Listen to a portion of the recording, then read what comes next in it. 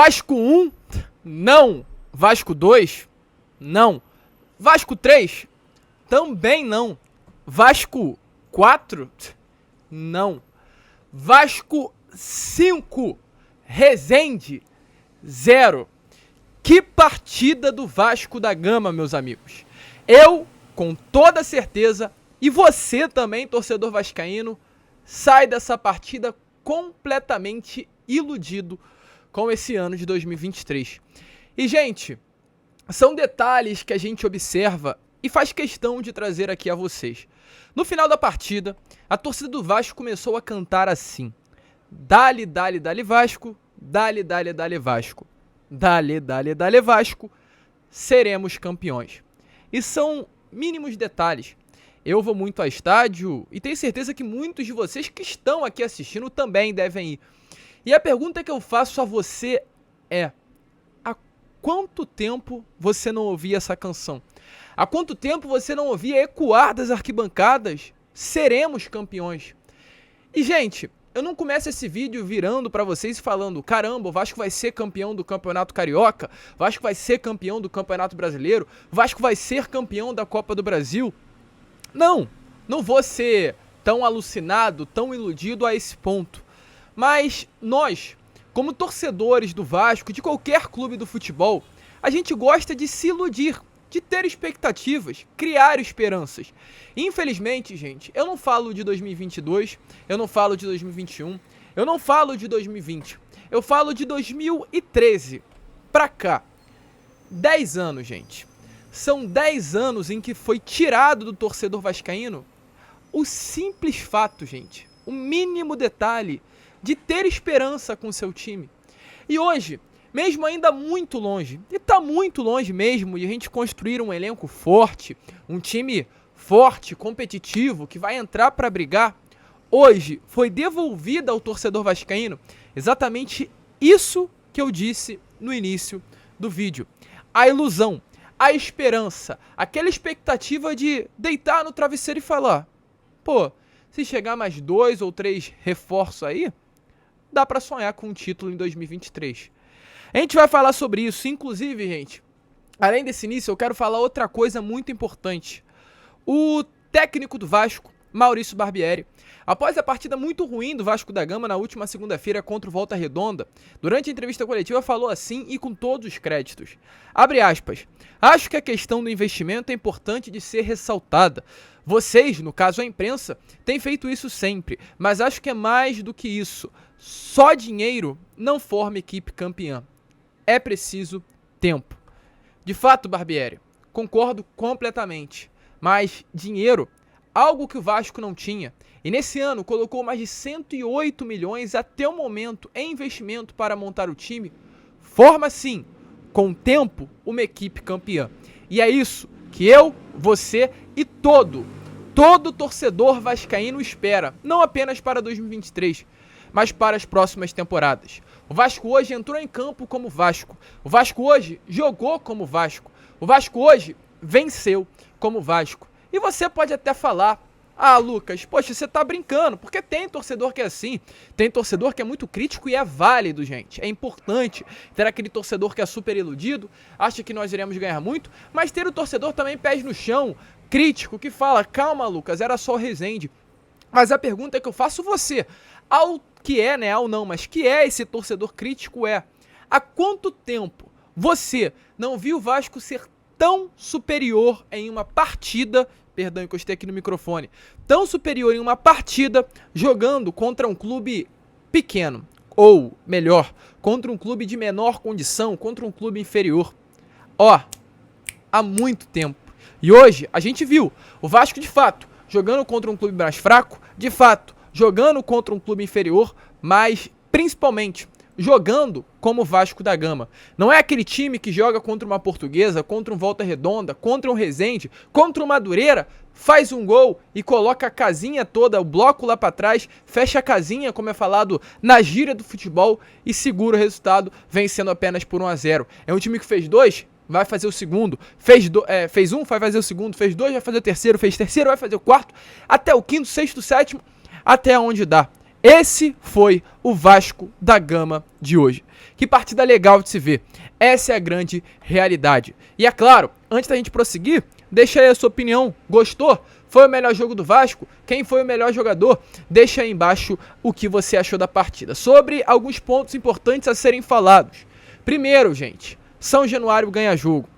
Importante falarmos isso. O Vasco jogou contra a River Plate, o que na minha opinião é em segundo lugar, né? Porque essa foi a melhor partida do Vasco, mas após, com relação à atuação, partidas do Vasco em 2023 contra o River havia sido uma das melhores, ou a melhor até o momento, com relação à forma com que o time jogou. Gostei muito daquela partida contra o River, mas era um adversário com relação ao elenco, com relação a time, com relação a preparo muito superior ao Vasco, então é compreensível. Mas o Vasco apresentou um bom futebol naquela primeira partida contra o River Plate.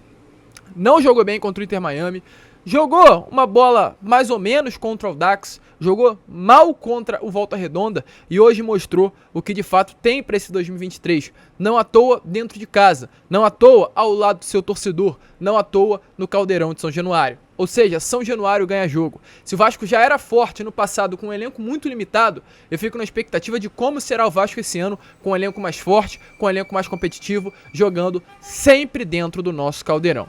Sobre atletas, vamos lá. Gabriel Peck, partidaça desse jogador, gente. Que partida do Gabriel Peck.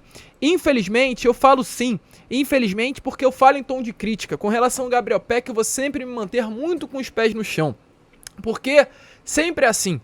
Todo início de ano do Gabriel Peck é a mesma situação, gente. O Gabriel Peck começa muito bem no Campeonato Carioca, joga muita bola, os clubes europeus fazem assim em cima do Gabriel Peck, começam a olhar para cima do jogador. E aí, a partir daí, o Gabriel Peck não sei o que acontece, acaba o Campeonato Carioca, pelo grande desempenho, o Vasco faz questão de segurar o jogador, mas no Campeonato Brasileiro ele some de uma maneira completa. Não à toa, ali durante grande parte do meio da Série B do Campeonato Brasileiro, ele acabou sendo reserva. Mas nesse ano, de fato, a gente vê a história se repetindo. E, como eu falei, me mantenho com os pés no chão. Mas diferente do que aconteceu em 2021, o que aconteceu no ano passado, 2022, hoje o Gabriel Peck não é unânime, gente. O Gabriel Peck em 2021, querendo ou não, era unânime no setor ofensivo do Vasco da Gama. O Gabriel Peck no ano passado era unânime. Quem tinha para substituir o Gabriel Peck? Eu não lembro nem quem eram os pontas do Vasco. Tinha Eric, tinha outros jogadores. Não tinha atleta melhor do que o Gabriel Peck. O próprio jogador sabia isso e entrava numa zona de conforto. Hoje, o Gabriel Peck olha para o retrovisor dele e vê um atleta melhor. O Luca Orediano é muito melhor do que o Gabriel Peck. E hoje, ele sai dessa zona de conforto. Hoje, ele coloca na mentalidade dele, na cabeça dele, perdão, né? A seguinte frase: eu tenho que jogar, porque se eu não jogar, o melhor que tá vindo aí, que o Vasco investiu 20 milhões de reais, vai passar à minha frente. E ele tá demonstrando isso. Dor de cabeça pro Maurício Barbieri, essa é a grande realidade, porque o Peck, nesse momento, é o melhor jogador, sem dúvida nenhuma, na minha opinião, do ano. Foram grandes atuações em todas as partidas. O Vasco jogando futebol ruim contra o Volta Redonda, o Gabriel Peck conseguiu ser o melhor jogador do Vasco da Gama, fazer um golaço. Então, o Maurício Barbieri vai ter essa dor de cabeça, porque o Luca Orediano entrou depois de lesão e entrou bem. A gente vê que é diferente, a gente vê que tem um toque refinado, a gente vê que será uma peça importante. Então essa dor de cabeça fica pro Maurício Barbieri, mas eu já te pergunto, por que chegará? Vende ou deixa o Peck no Vasco da Gama? Deixe a sua opinião aí nos comentários. Além disso, falar sobre 3 jogadores, não ainda individualmente, mas sobre 3 atletas no geral. Jair, Piton e Léo Pelé. 3 jogadores que foram gastos 50 milhões de reais. 16 pelo Lucas Piton, 16 pelo Léo Pelé e 12, 13 milhões pelo Jair. E, gente, 3 jogadores que hoje, e como vem demonstrando em todas as partidas, mostraram que valeu a pena o investimento.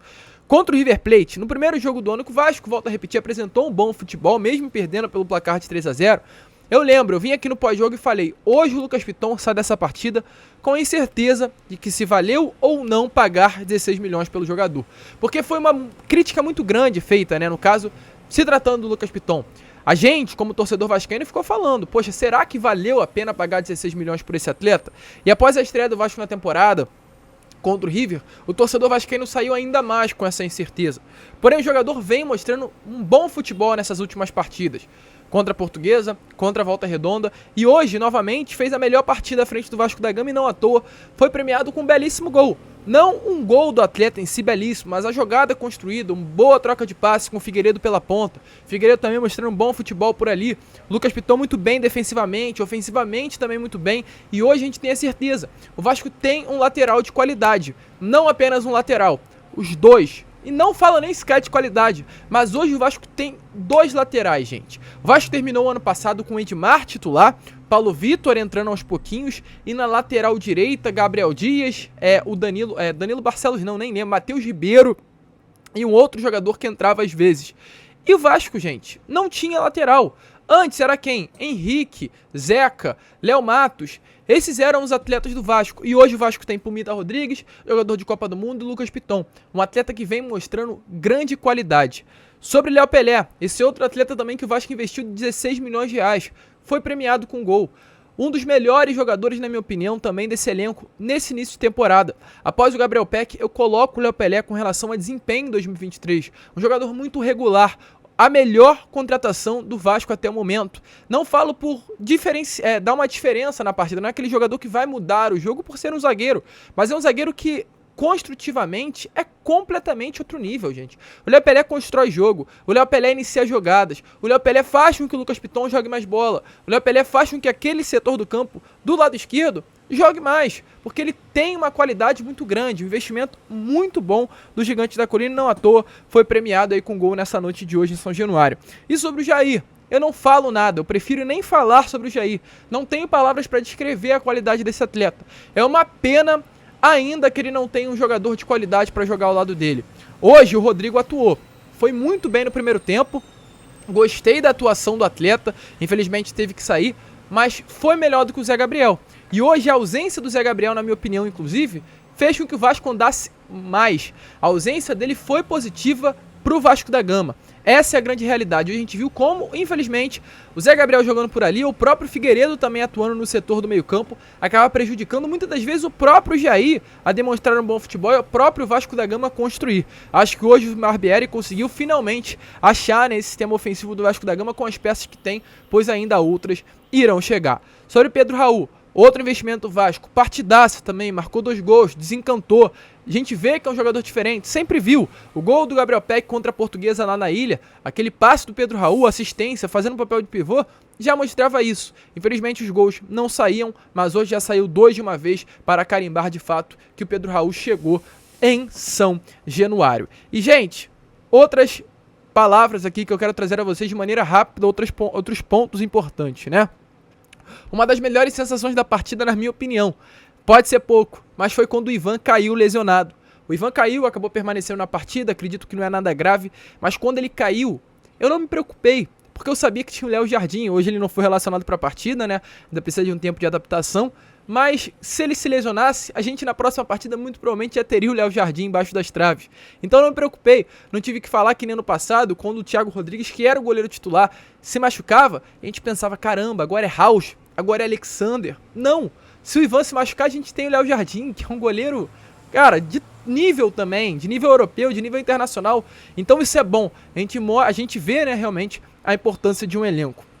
Outro, De Luca, reforço que foi muito bem. Acredito que na próxima partida ele já deve começar como titular. O Vasco no próximo jogo joga contra o Nova Iguaçu em Brasília. Foi muito bem, acredito que essa dupla Jair e De Luca, mesmo ainda não sendo titular para o restante da temporada, porque o Vasco segue no mercado à procura desse volante, será muito benéfica para esse sistema construtor do Gigante da Colina. Então, gente, no geral, gostei muito da partida do Vasco hoje. Pumita Rodrigues, Léo, tivemos aí o Lucas Piton, Jair, Rodrigo, Alex Teixeira, que deu uma assistência finalmente, jogou muito bem no início do segundo tempo, Gabriel Peck, Figueiredo, Pedro Raul, todos muito bem. Outro que não comprometeu foi o Miranda. E só para finalizar, eu quero fazer questão de falar isso. Mais uma vez a gente viu a necessidade de trazer um atleta para aquele setor. E tá chegando o Manuel Capasso. Espero que com a chegada desse grande atleta que é o Capasso, a gente possa até ver mais o Pumita jogando. Pois o Lucas Piton hoje aparece muito mais do que o Pumita Rodrigues, exatamente por ter o Léo Pelé ali que ajuda na construção. Tendo agora o Manuel Capasso atuando pelo lado direito, com toda certeza o Pumita também aparecerá muito mais durante 90 minutos. Gostei do Vasco da Gama hoje. E agora, deixa aí o que você achou dessa partida aqui embaixo. Faço questão de dar uma olhada no comentário de vocês e, é claro, também responder. Esse foi Vasco da Gama 5, Volta Redonda não, né? Resende 0. Vence o Vasco. O Vascão chegou no Campeonato Carioca. Vamos que vamos. Se inscrevam, ajude a gente a chegar aos 90 mil inscritos. Conto com vocês. Compartilhe esse vídeo, deixem o seu like e, é claro, saudações vascaínas.